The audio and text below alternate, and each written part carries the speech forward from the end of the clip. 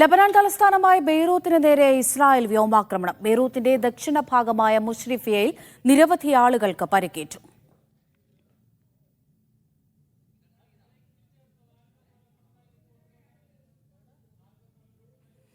MCA Nasar വിവരങ്ങൾ നൽകാനായി ചേരുന്നുണ്ട്. നാസർ, ഈ ബെയ്റൂത്തിന് നേരെയുള്ള വ്യോമാക്രമണം എപ്പോഴായിരുന്നു? ഒരുപാട് പേർക്ക് പരിക്കേറ്റിട്ടുണ്ടോ?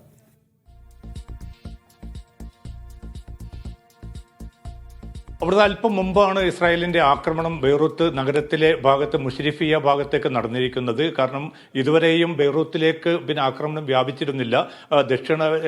പ്രധാനമായിട്ടും ഹിസ്ബുല്ലയുടെ ശക്തികേന്ദ്രമായിട്ടുള്ള ദക്ഷിണ ലബനാൻ കേന്ദ്രീകരിച്ചായിരുന്നു ഈ പിന്നിട്ട് 88 ദിവസവും ആക്രമണം ഉണ്ടായിരുന്നത്. പക്ഷേ ഇന്ന് ബെയ്റൂത്തിലേക്ക് കൂടി ആക്രമണം വ്യാപിപ്പിച്ചതിന്റെ പശ്ചാത്തലം എന്തെന്ന് വ്യക്തമല്ല. ഹമാസിന്റെ ചില നേതാക്കളെ ടാർഗറ്റ് ചെയ്തുകൊണ്ടാണ് ഈ ആക്രമണമെന്ന ചില അനൌദ്യോഗികമായിട്ടുള്ള റിപ്പോർട്ടുകൾ പുറത്തു വരുന്നുണ്ട്. ഏതായാലും 4 പേർ കൊല്ലപ്പെട്ടതായാണ് ഏറ്റവും അവസാനമായിട്ട് ലഭ്യമാകുന്ന വിവരം. 4 പേർ കൊല്ലപ്പെടുകയും നിരവധി പേർക്ക് പരിക്കേറ്റതായിട്ടുള്ള റിപ്പോർട്ടുകളും ഉണ്ട്.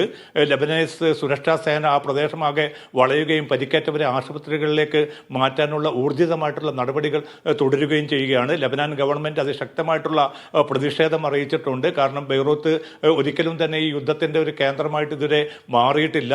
നീണ്ടകാലത്തെ ആഭ്യന്തര കാലുഷ്യങ്ങളൊക്കെ മറികടന്നുകൊണ്ട് ഒരു രാജ്യം മുന്നോട്ട് പോകുന്ന ഘട്ടത്തിൽ ഈ അപ്രതീക്ഷിതമായിട്ടുള്ള ഈ ഒരു ആക്രമണം ഒരു നിലക്കും അംഗീകരിക്കാനാവില്ല എന്നാണ് ലബനാൻ സർക്കാർ വ്യക്തമാക്കുന്നത്. പക്ഷേ ഇസ്രായേലിന്റെ ഭാഗത്തു നിന്ന് ഔദ്യോഗികമായിട്ടുള്ള വിശദീകരണമൊന്നും വന്നിട്ടില്ല. ഏതായാലും യുദ്ധത്തിന്റെ അടുത്തൊരു ഗതിമാറ്റമായിട്ട് നമുക്ക് ഈ ബെയ്റൂത്തിന് നേരെയുള്ള ഇസ്രായേലിന്റെ ആക്രമണത്തെ വിലയിരുത്തേണ്ടി വരും. കാരണം കഴിഞ്ഞ ദിവസം സിറിയൻ തലസ്ഥാനം ദമസ്കസിന് നേരെയും ഇതേപോലെ ആക്രമണം നടത്തിയിരുന്നു.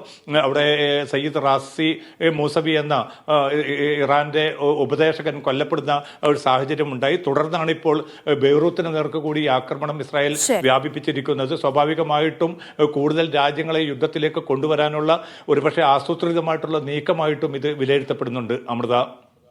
MCA നാസറാണ് വിശദമായ വിവരങ്ങൾ പങ്കുവച്ചത്.